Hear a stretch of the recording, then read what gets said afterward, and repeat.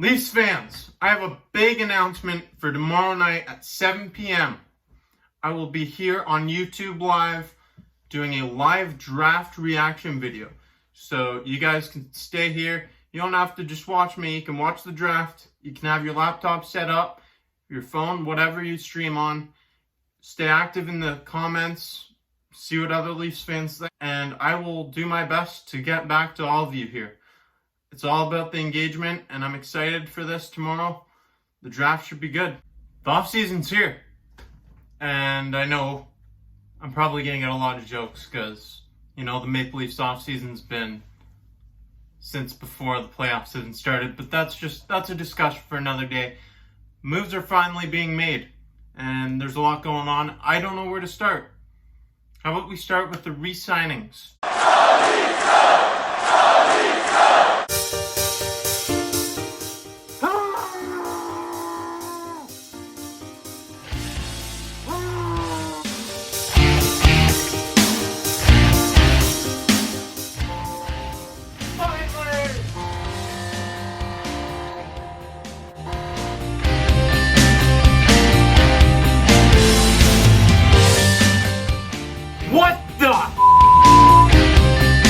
The Maple Leafs have re-signed both Dennis Malgin and Jason Spezza to a one-year contract with a league minimum $700,000.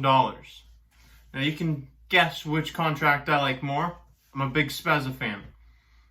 But we're going to start with Dennis Malgin here. So he's a shorter guy in stature. He's not very physical. And if you don't know who he is, because I've gotten some comments on my posts about him re-signing. Who? Who's Malgin? Evgeny Malkin? No, it's not Malkin. It's Dennis Malgin. He's a center, more of a winger, shorter guy. And the reason you probably don't know who he is because he played 8 games for us and he didn't even put up a point. But it's pretty hard to put up a point in 8 games with a new team that's struggling up and down the lineup all the time. He really didn't have a fit in this team yet, and I think he's more of a minors guy, someone that we can rely on to come up and play in the NHL if needed, but he's going to be in the NHL for a majority of the season if the AHL is going on next year. Moving to Jason Spezza. I love this signing. I'm glad he re-signed in Toronto. He wants to win badly, and you saw it when he dropped the gloves against Columbus in that game 4, I believe it was, that started that comeback, that sparked the 3-goal comeback, and then we won against the Blue Jackets. That was a huge victory because of Jason Spezza sparking the team. He started it all. He rallied the troops. Jason Spezza, I love him. He's someone that we should definitely try to keep here in Toronto as long as we can. I don't imagine him playing much longer than this year, even if he does play after the season. He wants to win the cup, and that's the kind of people that we need in Toronto. Jason Spezza, glad to have you back. Now, Kyle Dubas had this to say about Frederik Andersen. As of right now, yes, I expect him to be our starting goaltender whenever we get going here. We can think about this in a couple different ways.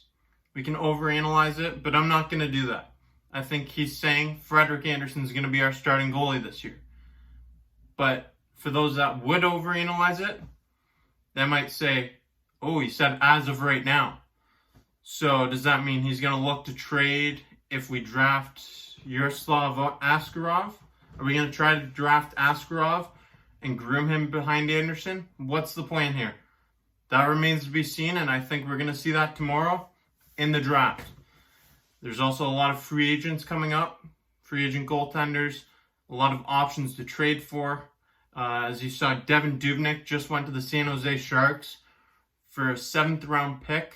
So the Sharks got a good bargain there. And the Maple Leafs, they had some bargain re-signings in Jason Spezza and Dennis Malgin for the league minimum. I think you're going to see a lot of players opting to take less because they don't have an option really. A lot of teams are in tight positions with cap due to COVID. And players are just going to have to sign for less. They're going to have to settle for it, whether they like it or not. Since being traded to Toronto from the Anaheim Ducks back in 2016, Frederik Andersen has posted the third most wins out of any goaltender in the NHL. Now, of course, that's in the regular season because come playoff time, and it's probably not completely on him, our team just disappear. Classic Leafs disappear come first round or qualifying round, even better. But it's not all on Frederik Andersen, okay? Sure, he has some trickly goals that they really hurt in the playoffs, and a lot of the time they're very untimely in game sevens. But if we improve defense, does that help Freddie? I don't know. It remains to be seen. Frederik Andersen, he only has 1 year left on his deal either way. So if we were to draft Askarov and groom him behind Andersen, maybe he steps in. Maybe Jack Campbell gets a little bit more. He's got a good attitude. Maybe Jack Campbell, he learns from Andersen more and he comes in. Maybe he's got something that we didn't see last year. I don't know. Remains to be seen. But it should be interesting to see what the Maple Leafs choose to do with their goaltending situation. But it appears Frederik Andersen will be our starter come day one. What do you think of that? Let me know in the comments below. Do you like these moves that the Maple Leafs have made? And be sure to stay tuned for that draft video that I told you about tomorrow. I will be having a live draft reaction. I'll be watching the draft right behind you. And I will be talking to you, the fans. Be sure to stay active in the comments, and I'll do my best to engage with all of you. Thanks for watching. See you later.